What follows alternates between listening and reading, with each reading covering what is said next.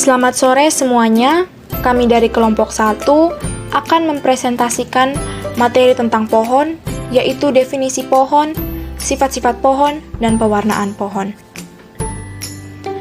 Yang pertama, definisi pohon. Pohon adalah graf tak berarah terhubung yang tidak mengandung sirkuit. Nah, kita coba ingat kembali materi yang sudah kita pelajari sebelumnya tentang sirkuit. Jadi, sirkuit atau sirkuit Euler merupakan lintasan yang kembali ke simpul asal membentuk lintasan tertutup. Nah, menurut definisi 1 di atas, ada dua sifat penting pada pohon, yaitu terhubung dan tidak mengandung sirkuit. Pada gambar 1, di slide selanjutnya, hanya G1 dan G2 yang pohon, sedangkan G3 dan G4 bukan pohon.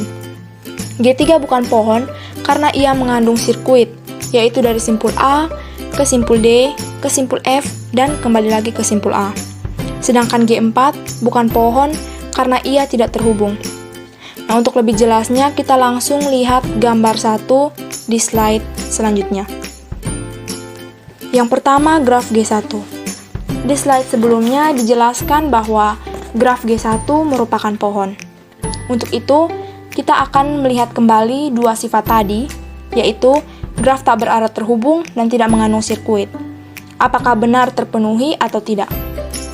Nah, di sini jelas bahwa graf G1 merupakan graf tak berarah terhubung, di mana di mana simpul B terhubung dengan simpul A, dengan simpul D, simpul C, simpul E, dan simpul F.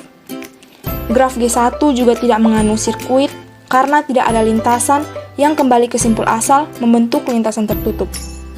Karena itu, graf G1 merupakan pohon. Berikutnya graf G2. Dijelaskan di slide sebelumnya bahwa graf G2 merupakan pohon. Graf G2 ini juga merupakan graf tak berarah terhubung, di mana dia terhubung dari simpul C terhubung dengan simpul E, simpul B, simpul A, simpul F, dan simpul D. Graf G2 juga tidak mengandung sirkuit karena tidak ada lintasan yang kembali ke simpul asal membentuk lintasan tertutup. Nah, di sini kita akan lihat salah satu contoh lintasannya, yaitu dari simpul C ke simpul E, ke simpul B, ke simpul A, ke simpul F, dan ke simpul D. Karena dimulai dari simpul C dan tidak berakhir di simpul C, melainkan berakhir di simpul D dan tidak membentuk lintasan tertutup, maka graf G2 tidak mempunyai sirkuit. Dengan ini, graf G2 memenuhi dua sifat pohon, yaitu merupakan graf tak berarah terhubung dan tidak mengandung sirkuit. Maka jelas bahwa graf G2 merupakan pohon. Selanjutnya, graf G3. Nah, dijelaskan di slide sebelumnya, graf G3 bukan merupakan pohon. Kita akan melihat kembali sifat manakah yang tidak terpenuhi.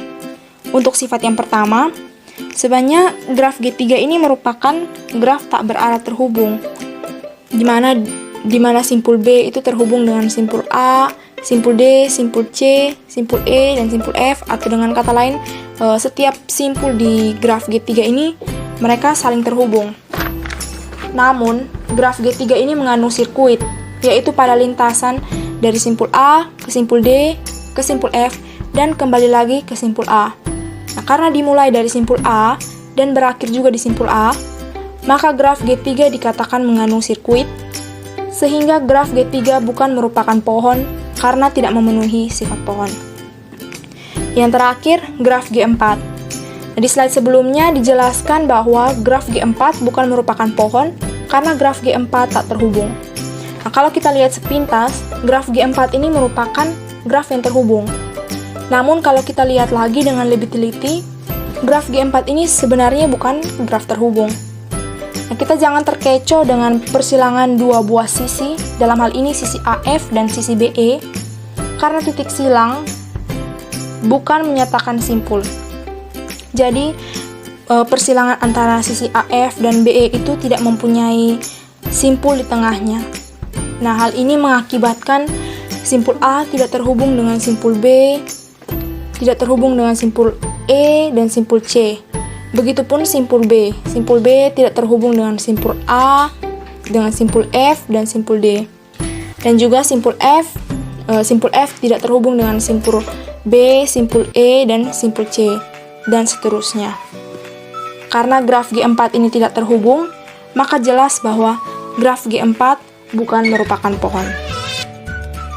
Berikut adalah contoh pohon lainnya, diambil dari LIU 85. Misalkan, himpunan V adalah A kecil, A besar, B kecil, B besar, C kecil, C besar, D kecil, dan D besar. Adalah 4 pasang suami istri tukang gosip dengan A kecil, B kecil, C kecil, dan D kecil adalah para suami, dan A besar, B besar, C besar, dan D besar adalah para istri. Misalkan, A kecil menceritakan gosip lewat telepon kepada istrinya A besar, yang kemudian A besar menelpon para istri lainnya untuk menyebarkan gosip itu. Dan setiap istri itu menelpon dan menceritakan gosip kepada suami masing-masing. Pohon pada gambar 2 di samping menunjukkan bagaimana gosip tersebut tersebar dengan simpul menyatakan istri atau suami dan sisi menyatakan panggilan telepon. Berikut adalah gambarnya. Karena definisi pohon diacu dari teori graf, maka sebuah pohon dapat mempunyai hanya sebuah simpul tanpa sebuah sisi pun. Dengan kata lain, jika G sama dengan V, E adalah pohon, maka V tidak boleh berupa himpunan kosong, namun E boleh kosong. Pada sebagian literatur, pohon yang dimaksudkan oleh definisi 1 sering disebut juga pohon bebas, untuk membedakannya dengan pohon berakar. Pohon berakar akan kita bahas lebih lanjut di dalam subbab 9.4. Untuk selanjutnya, jika disebut pohon, maka yang dimaksudkan adalah pohon bebas. Beberapa pohon dapat membentuk hutan. Hutan adalah kumpulan pohon yang saling lepas. Kita dapat juga menyatakan bahwa hutan adalah graf tak terhubung yang tidak mengandung sirkuit. Yang dalam hal ini setiap komponen di dalam graf terhubung tersebut adalah pohon. Gambar 3 di samping adalah hutan yang terdiri atas 3 buah pohon. Berikut adalah gambar hutan yang terdiri dari 3 buah pohon. Pohon juga seringkali didefinisikan sebagai graf tak berarah, dengan sifat bahwa hanya terdapat sebuah lintasan unik antara setiap pasang simpul. Tinjau kembali graf G1 pada gambar 1. Setiap simpul di G1 terhubung dengan lintasan tunggal. Sebagai contoh, dari B ke F hanya ada satu lintasan, yaitu C, D, dan A. Demikian juga setiap pasang simpul manapun di G1. Selain itu, kita juga melihat bahwa di dalam pohon jumlah sisinya adalah jumlah simpul dikurangi 1. Tinjau G1 pada gambar 1, jumlah simpul sama dengan 6 dan jumlah sisi sama dengan 5, yaitu 6 kurang 1.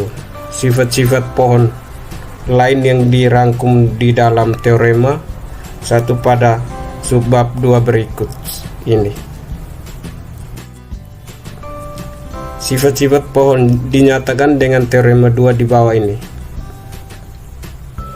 Misalkan G sama dengan F, E adalah graf tak berarah sederhana dan jumlah simpulnya N.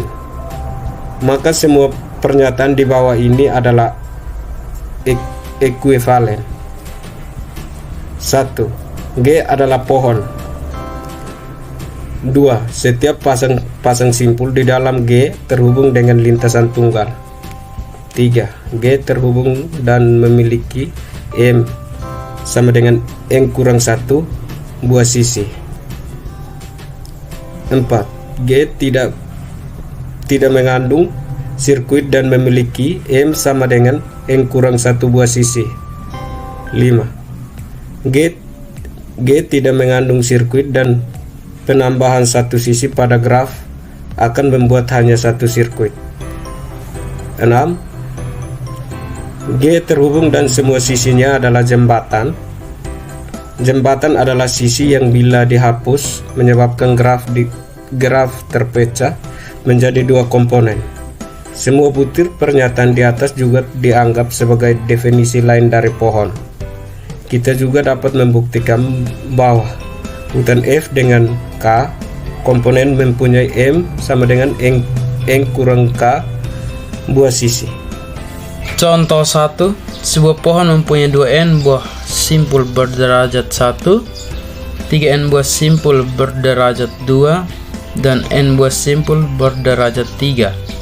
Tentukan banyaknya simpul dan sisi di dalam pohon itu.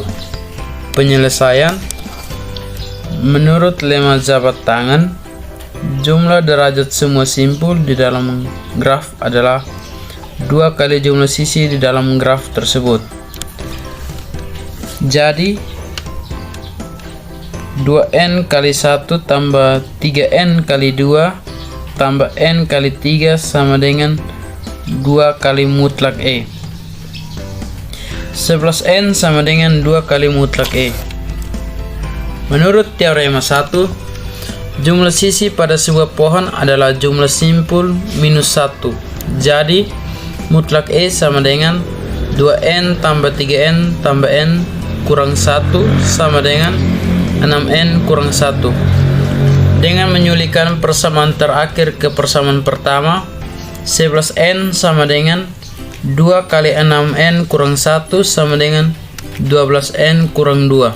N sama dengan 2. Jadi jumlah simpul pada pohon sama dengan 6N sama dengan 6 kali 2 sama dengan 12, dan jumlah sisi sama dengan 6N kurang 1 sama dengan 11. Slide ke-14. Pewarna pohon. Ditinjau dari teori pewarna graf, maka pohon mempunyai bilangan koordinatik 2. Dengan kata lain, 2 buah warna sudah cukup mewarnai simpul-simpul di pohon, sedemikian sehingga tidak ada 2 buah simpul bertetangga maupun warna yang sama. Pewarna pada pohon T dilakukan dengan cara berikut. Petakan warna pertama pada sebuah simpul. Kemudian, petakan warna kedua pada simpul-simpul yang bertetangga dengan simpul pertama tadi. Selanjutnya, petakan warna pertama ke semua simpul yang bertetangga dengan simpul-simpul yang telah diberi warna kedua. Ulangi proses ini sampai semua simpul telah diwarnai. Sebagai contoh, tinjau G1 pada gambar 1. Simpul-simpul pada G1 akan diwarnai dengan warna kuning dan biru. Simpul A dipilih pertama kali untuk diberi warna kuning. Kemudian simpul-simpul tetangga A yaitu B dan D diberi warna biru. Selanjutnya simpul-simpul yang bertetangga dengan D yaitu C, E, dan F diberi warna kuning. Kuning yaitu A, C, E, dan F, biru B dan D. Dengan demikian berakhirlah sudah presentasi kami tentang pohon, yaitu definisi pohon, sifat-sifat pohon, dan pewarnaan pohon. Kami mohon maaf apabila terdapat kesalahan. Sekian dan terima kasih.